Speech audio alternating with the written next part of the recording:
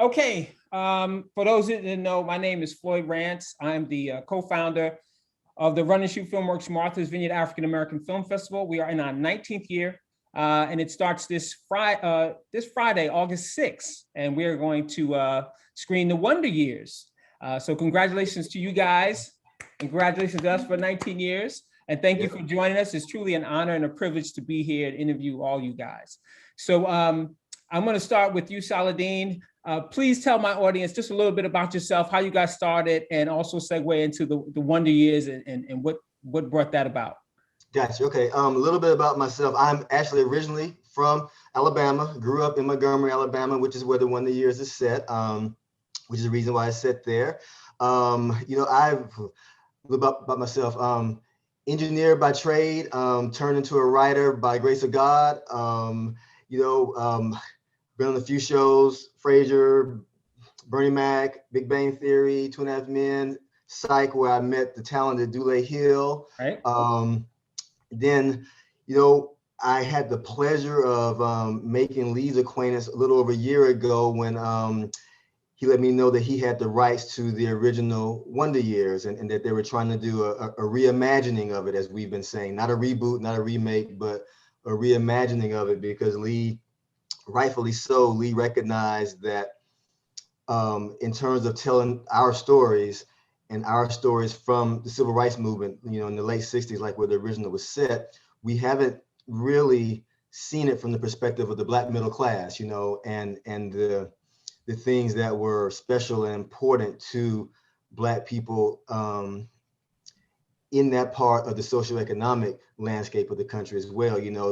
They had stories, they had experiences that were influenced by the time and settings where they were, and we just haven't seen that represented on TV before. So, I got really excited about trying to capture that. I was a huge fan of the original, and to be quite honest, at first I didn't want to do it. I'll be honest with you. I was like, no, I'm not going to be the person that messed up the Wonder Years or just did like the Black Wonder Years. But when speaking with Lee and Mark, his exec, and kind of figuring out that they also did not want to do that they wanted to do something unique and special in the show that stood on its own, but just was under the, umbrella of the Wonder Years universe. Just like there's a Marvel Cinematic Universe or there's a Star Wars universe, where you have all these independent stories that exist in the universe at the same time, but each and every, like Black Panther is its own story, its own character, its own world.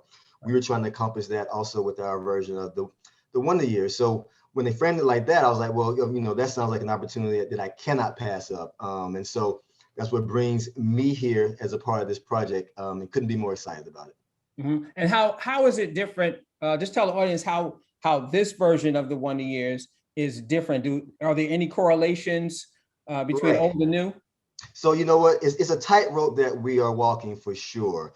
Let me try to lay it out, because it is called the Wonder Years, obviously. And obviously we're huge fans of the format of the original in terms of the tone that show set at its time, being able to handle both the comedy and the dramatic moments and the heartfelt moments, the singular point of view of a 12-year-old protagonist who in current day is reminiscing about his quote unquote Wonder Years. Those are all the things that we still are capturing that we gain from being in the Wonder Years universe of the original, but everything else is original. It's a new family, new characters, new dynamics, and the way I've been describing it is what was unique about the original Wonder Years was that it took a time like the late 1960s, which was known as a very turbulent time in our country, very divided time politically, racially, socioeconomically. There were gender issues that they were grappling with at the time, and at that time people felt like the country was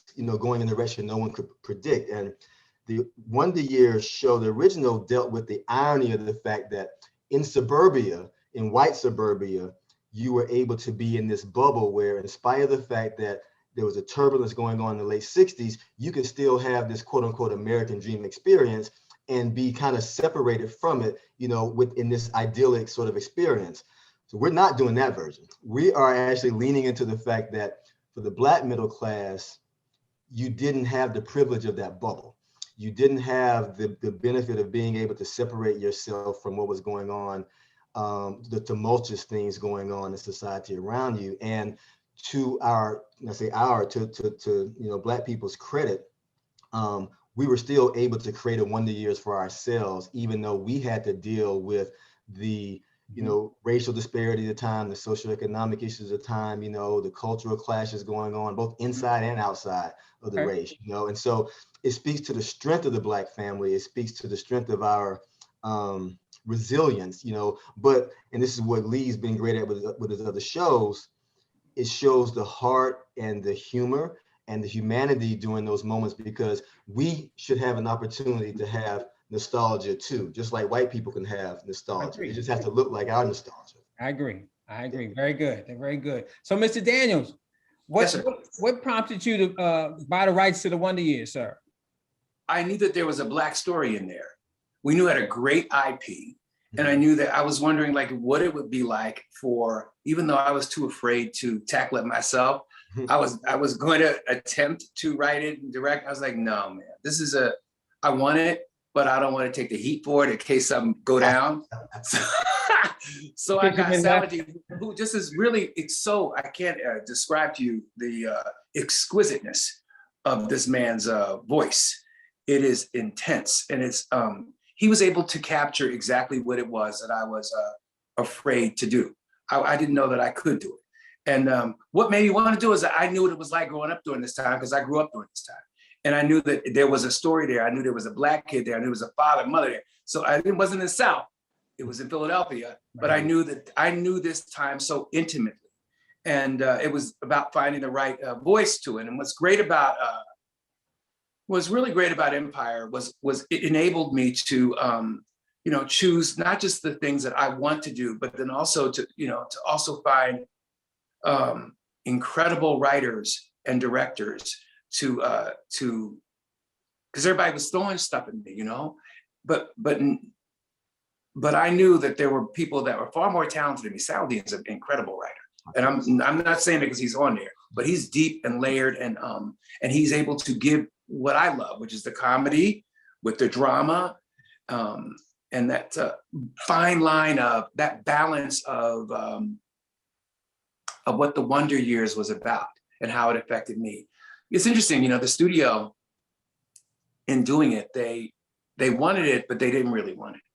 They wanted Wonder Years, but when it came down to really doing Wonder Years, they didn't really want it. They were scared that that people would not relate to the nuance of the dramedy of it all, like leaning into the funny, but into the pain too, especially when it came to Black Americans, what that pain was, what it is that we lived. So I'm happy that I'm just happy to be a part of it, man, and I'm happy that I have this incredible cast. I was telling them this morning, before I got on, I shouldn't say this, but it's my pretty baby, because I got a bunch of babies right now. Okay. But it's my favorite baby right now, because the cast is so good and the writers are so good. It's sitting pretty. So that's why I signed up, man. And we're happy to be here. Okay, good to hear. Now I know I'm gonna get to everybody, so just hold on. So Saladin, this is loosely based on your life, right? It is loosely based. I didn't necessarily grow up in the late 60s coming of age, but it's based on my mom and dad and their stories growing up in Tuskegee, Alabama, then into Montgomery. And it's based on my aunts and uncles who were coming of age during that time. And which is, and I'll say this for this audience, Lee mentioned our cast.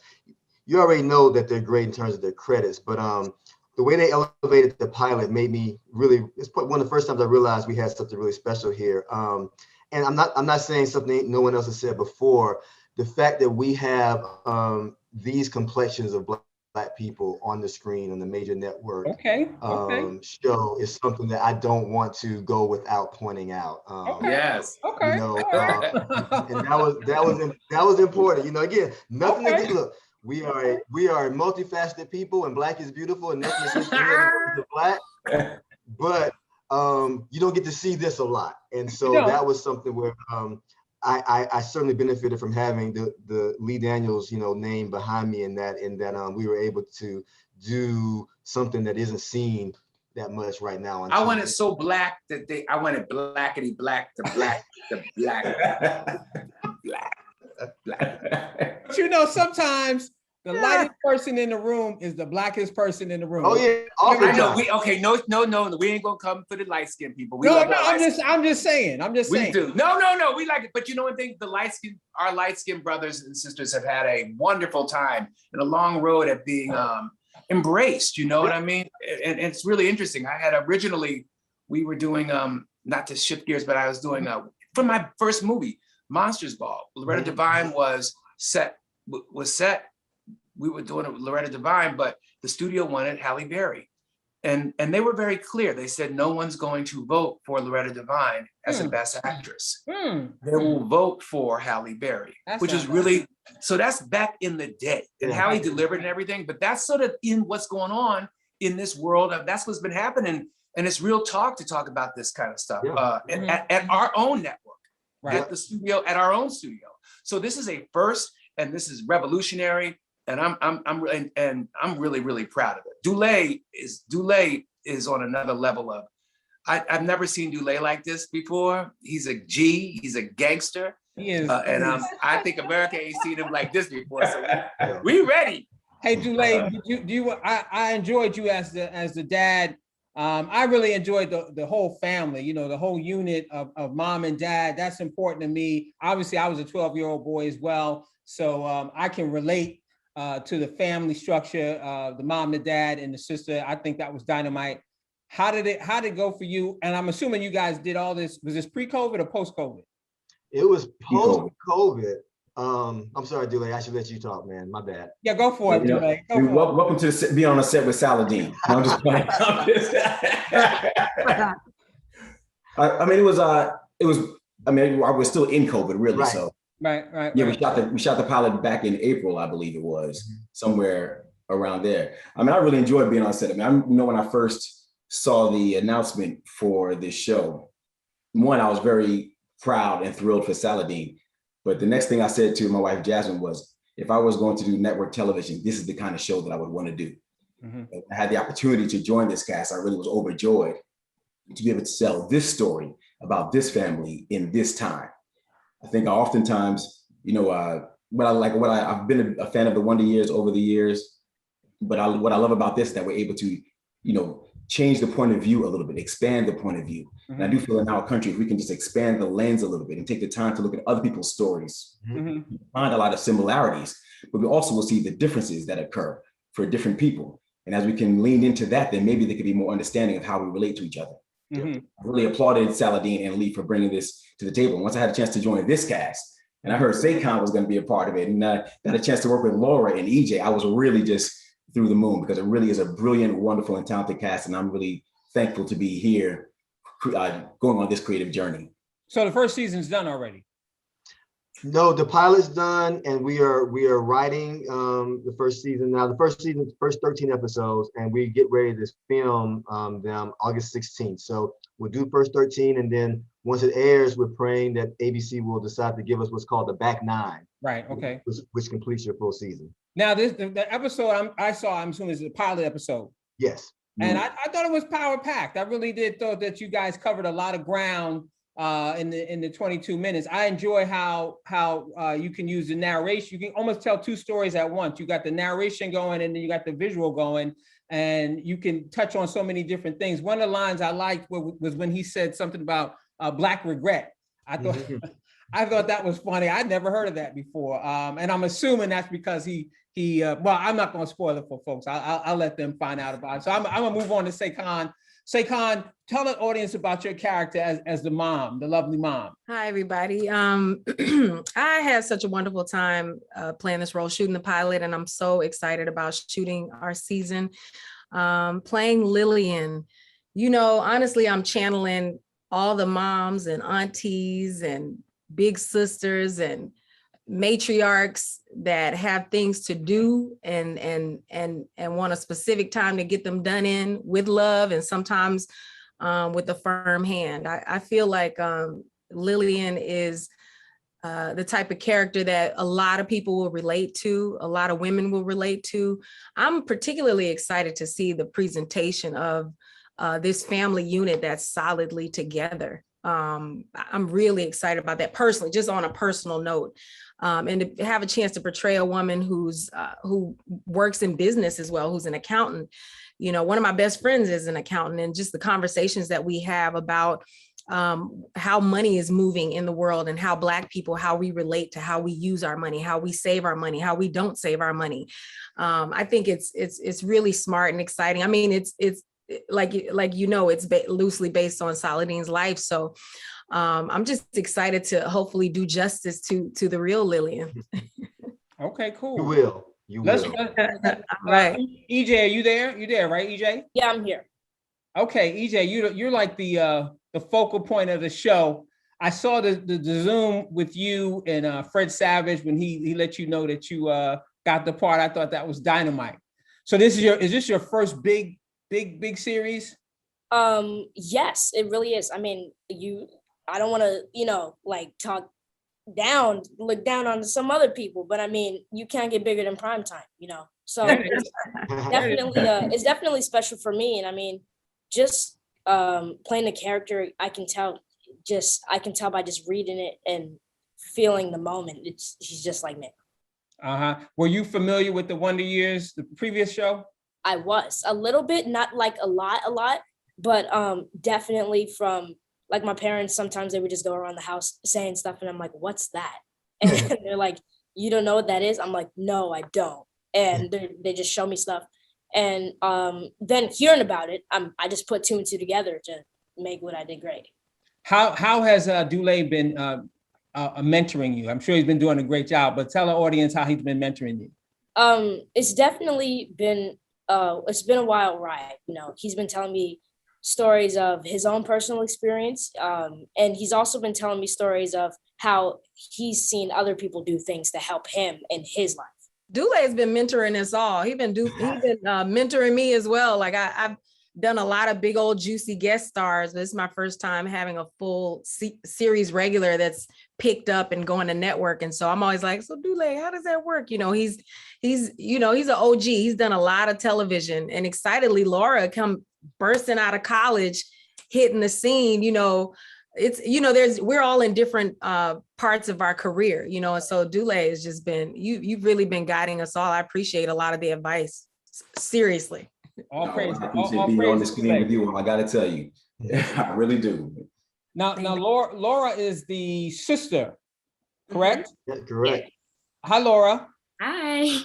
So tell the audience a little bit about yourself. I'm not familiar with your work as much, but just refresh the audience a little bit, please. Awesome. Yeah, I'm Laura. I recently graduated from college. I got my degree in acting in 2020. And since then, I've done a couple things. I've done Black Lightning on the CW, but this is my first big thing, the Wonder Years. So I'm super, super excited to be a part of it. And what are you looking forward to? Your character's a little sassy. What is she, like 16? 17. 17. So she's, so hopefully we'll see her get into some fun stuff. I enjoyed you in the first episode. You're kind of like the Black Power girl. Yes. Right? Yeah. Isn't she good? Isn't she so good? Dynamite. From nowhere. Here we go. So powerful. And she's beautiful. She burst too. on I the love her scene. smile.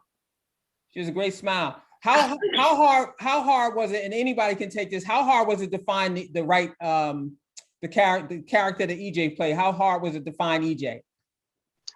It was incredibly hard because there's only one EJ, so we had to get through a lot of people before getting to him. And again, so I'll say this: it was hard. Our casting directors, Leah and Billy, were fantastic, and thankfully, they kind of had a framework for doing a nationwide search, because that's what Lee did for Precious. I mean, we kind of modeled the search after what they had done on other things, in terms of finding, avoiding that usual pool that the networks always go to, and again, nothing against those actors and actresses, but we really wanted someone that could capture the charm, capture the sweetness, but also, the thoughtfulness and gravitas of, our main protagonist. And as Lee would say, and I don't want to just speak for Lee, he clearly can do that for himself, but Lee was like, we got to capture what they captured when they found the young Fred Savage, which was also one in a million, So I mean, that was hard to beat, Saladin. That was my nervousness. Like, how do you get that? How do you capture that? And thank God Savage was available to even direct this for us, because he knew already what it was to be that guy, that kid.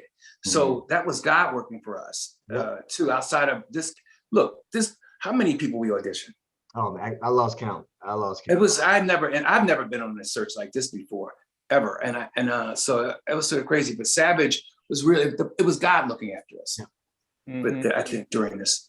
It's a joy to watch EJ and Fred, just to see the exchange and how, you know, Fred would just be getting so much out of EJ, and EJ, just seeing them work together has been really, really beautiful and exciting. And it makes you think, like, you know, Fred really, he knows this type of filmmaking, backwards and forwards, up, down, all around the show, right? Yeah. And then he's just a very accomplished director as well. So he's taken Saladin's words and just him and EJ, it was just really enjoyable to watch. As an actor, to watch these two actors exchange is really, really good. I think people are going to get a lot out of that, and they'll get a lot out of seeing the new, you know, this new fresh breath of fresh air. Like, you know, a lot of times we get stuck into thinking, oh, that the 60s is all about us only struggling. But Black people, we had a lot of joy.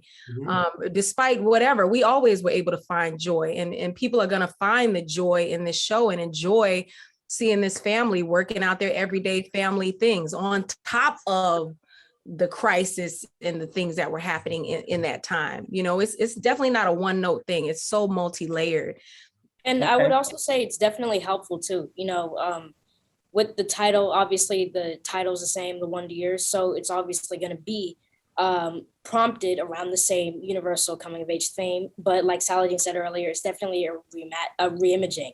And because of that, when you look at the other side of the story for Black people, it definitely was a little different, you know? And because of that, we had to find a different way to find a sense of normalcy in our day-to-day lives. And people today, they even try to carve out certain things out of the world. For example, COVID, that's definitely something that a lot of people want to carve out of their day-to-day lives so they have a sense of normalcy. And it's definitely important. Oh, wow, man. This You kid, see what I'm saying? he's sharp.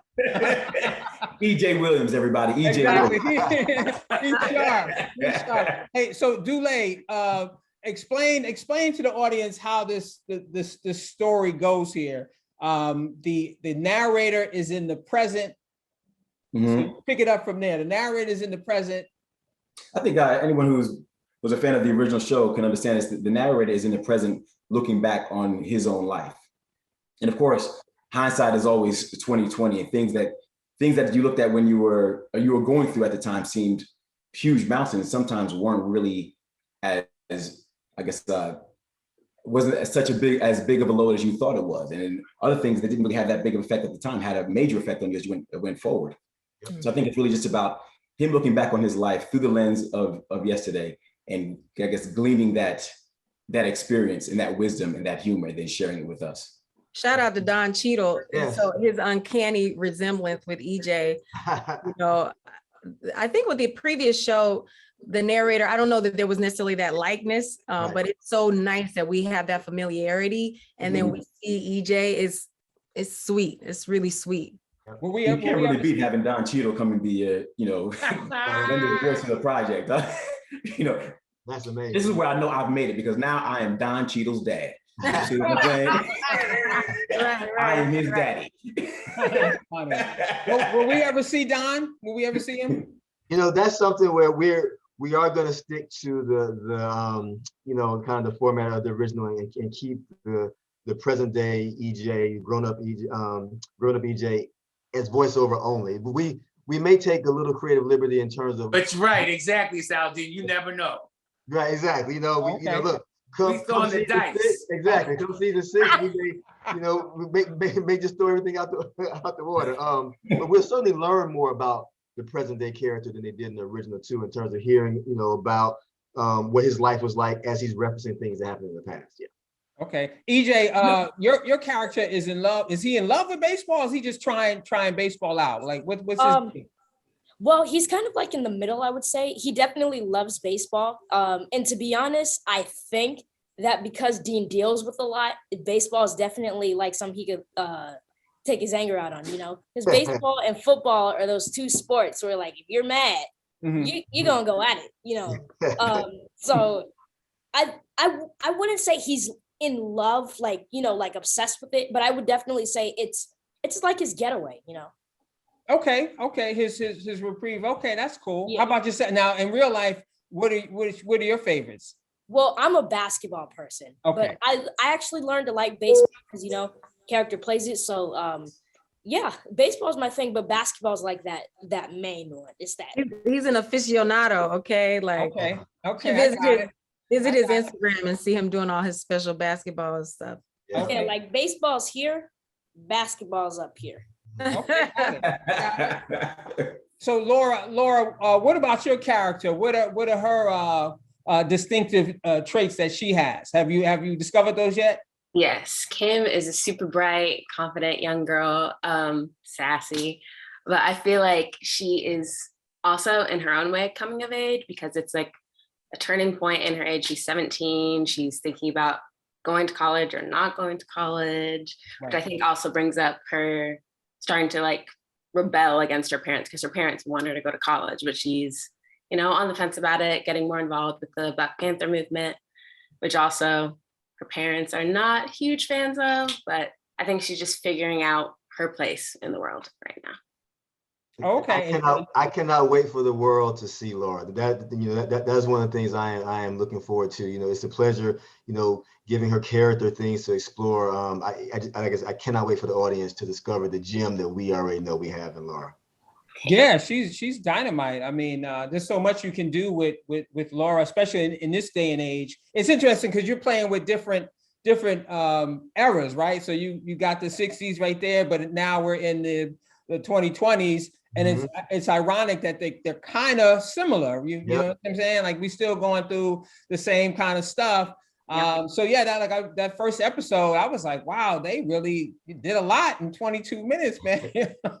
You guys covered so many different complexities of life, especially at the end. I don't want to spoil it. I want to say something. Don't say it. Don't say it. So what are you guys looking forward to in the future with each one of your characters, Saycon? I love the way I think I can share this. I love her little flirty thing that she had going on. I love that as well. Me? Wait, flirting with the character. Yeah, the character. You know, yeah, we had our little dance. We dancing together, a little romance. You know, a little romance. I think I am looking forward to. So Dulé's character, Bill, is a musician. And we, I don't know, we all know Dulé is also a musician, a very talented singer and dancer. And so I'm looking forward to seeing what kind of music stuff they're going to be having with Dulé's character, with the band. And like, I'm just looking forward to seeing that, you know, no spoilers, but, you know, we celebrate his music stuff. So I'm looking forward to seeing what that's going to be. And also, just seeing the shenanigans that Laura and EJ's character are getting into, the kids. I'm just excited to see what the kids are going to do. And the co-stars, the other kids that play EJ's friends, these kids, they're so talented and they are so hilarious. They're so wild. Like we did a photo shoot a couple of weeks ago, and the energy of their excitement of being together again, like I cannot wait to see just the shenanigans of the kids. You know, the show is going to have something for the adults, something for the kids, the teens, the preteens. It's got a little bit of everything in it, you know, so I'm just excited about all of that. Okay. Well, I always say that the joke is going to be that Bill tries to get Lillian to come back into the band session one day, because, you know, Saycon is a phenomenal singer. You know, I can sing, but she can sing. You know what I'm saying? That's going to be the joke. We'll sing a little something, you know. Any singing I do is going to be before Saycon starts singing. Because once she starts singing, it's a wrap for Bill Williams. He's sweet. Maybe we'll see, like, you know, the Williams family singing group sort of kind of thing. Maybe. You see? I know. EJ, can you sing? I can actually. Oh wow! Okay. Yeah. Okay. I mean, yeah, to be honest, I didn't realize how much I did it until probably a few months ago. Okay. Yeah. We got to get him quick, though. We got to get him quick, before his voice turns like this. I know. That's it. Before Barry White Been comes doing his out. voiceover thing for a second. Yeah, when that voice changed, I was wondering, I was like, are we gonna come back and EJ's voice change? When that voice changed, we're gonna be like, what? You're 12. Hopefully You're it'll 12 come now, EJ, right? I am. Yes. Okay. All right. Cool. Yeah. I guess you guys got a couple of months. I guess we'll see. I'm sure Saladin will fix it. I'm sure he'll fix it and put it in the script. So, Mr. Daniels, I'm gonna give you the parting shots. What last words will you have to say, sir? I started out by saying I'm so blessed. We are so blessed to have this beautiful cast to make a statement about where it was that I was and that Saladin was and that where you were and where America was during this time. And a lot of kids don't know, this generation really doesn't know what happened during that time. Mm-hmm. And so I think this is going to be an education for not just Black Americans, but for America to understand where we were and how Black America was affected, and how this beautiful Black family represents so many beautiful Black families that were so underrepresented on television. Mm-hmm. So it is I'm really happy that they picked this show up. I'm really happy that I got the rights to it, and I'm just blessed that Saladin has proven me right and then some by putting this cast together, by putting this writing team together. And so, yeah, I mean, in each episode will be better. The episodes that are coming in now are just incredibly written. So America, get ready is what I have to say. Oh, wow. Okay. Get ready, America. Mr. Saladin, you got something to add on that? No, nope. I can't even follow that up, so I won't even try. I appreciate, I share the excitement. Let's get ready to watch a pilot episode of The Wonder Years. Thank you, guys. It's an honor meeting all of you guys. Thank you so much. I appreciate it. Thank so you. much, Lord. You. Take care.